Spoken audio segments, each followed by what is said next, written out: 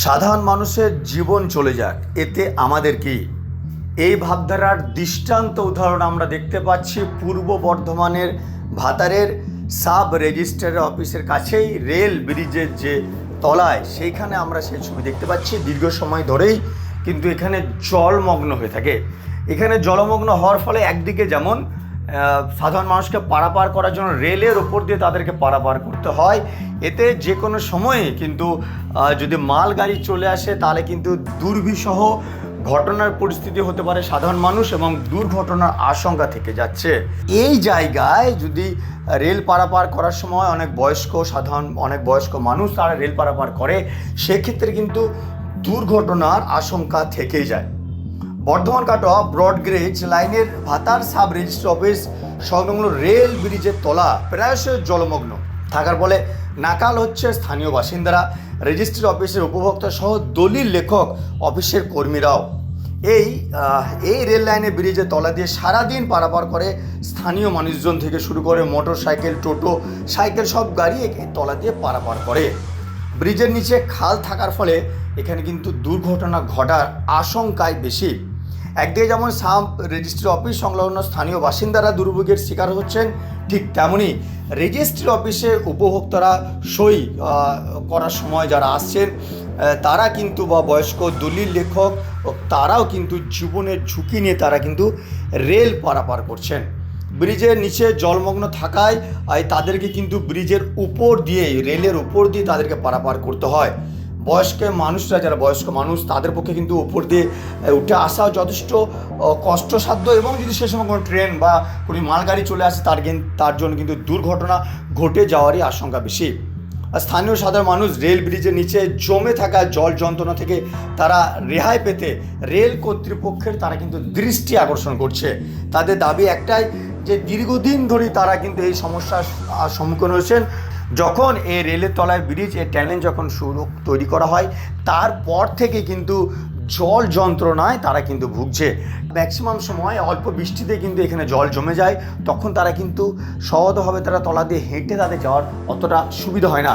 যদিও হেঁটে যাওয়ার জন্য একটা 1 থেকে 1.5 ফুটের মতন একটা ফুটওয়ে থাকলেও সেখানে যদি একজন হেঁটে আসে একজনের পক্ষে যাওয়া সম্ভব হয় না। তাই তারা কিন্তু ম্যাক্সিমাম সময় রেল তার উপর দিয়ে তারা যাতায়াত করে। এতে একদিকে যেমন জীবনহানির একটা আশঙ্কা থাকছে, ঠিক তেমনি বয়স্ক যারা এখানে আসছেন, যারা জমি সংক্রান্ত কোনো কাজ নিয়ে তারা কিন্তু বিভিন্ন সমস্যায় পড়ছেন। আমরা সরাসরি সেই ছবি দেখাচ্ছি, দেখতেই পাচ্ছেন। জল এই উপরটা দিয়ে যাচ্ছে, কী করবে? জল তো সবসময় দাঁড়িয়ে থাকে, কিছু করার নেই। সারা বছরই জল থাকে। মানুষজন যায় কীভাবে?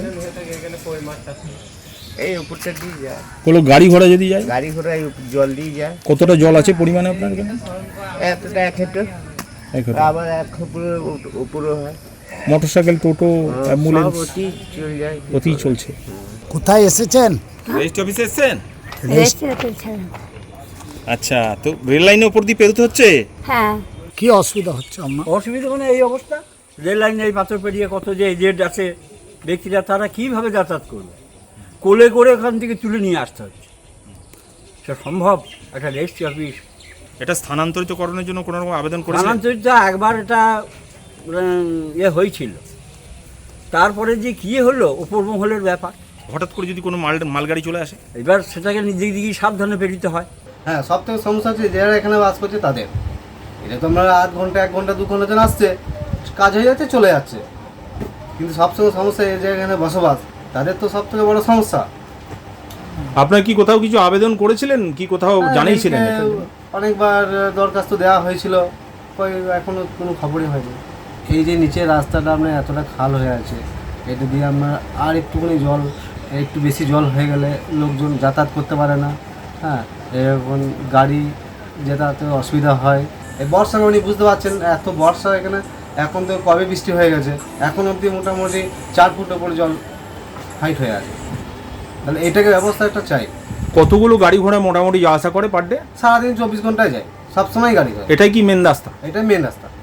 এইদিকে মোটামুটি এই পাড়াটার মধ্যে 200 বাড়ি আছে। দেখুন, রেল লাইন টপকে যেতে গেলে আপনার হচ্ছে গিয়ে কখন ট্রেন আসবে, মালগাড়ি আসবে, ঠিক আছে, বাই চান্স কিছু দুর্ঘটনা ঘটতেই পারে। এইটা কি সমস্যা হচ্ছে আপনাদের জলের? বৃষ্টি পড়লেই জল দাঁড়িয়ে যাচ্ছে, এক কোমর দিয়ে নিচে দিয়ে যেতে পারছি না আমরা। হ্যাঁ, তো আপনাদের বাড়ি কোথায়? বাড়ি এখানে ভাতা গ্রুপ পড়লি। এটাই কি মূল রাস্তা? হ্যাঁ, এটাই মূল রাস্তা। তাদের তো ভীষণ অসুবিধা, তো রেল লাইনের ওপর দিয়ে যেতে হয়। রেল লাইনের উপর দিয়ে গেলে যদি কোনো বিপদ ঘটে যায়, কোনো মালগাড়ি এসে যায়, তাহলে বিপদ ঘটে যাবে, তো কোনো উপায় নেই তো, যেতে যেতে এরকম তো অ্যাক্সিডেন্ট হয়, হচ্ছে তো। বয়স্ক লোকেরা ওইদিকে উঠতে পারে? কী করবো, রেস্ট সই করতে হবে, অগত্যা যেতে হচ্ছে।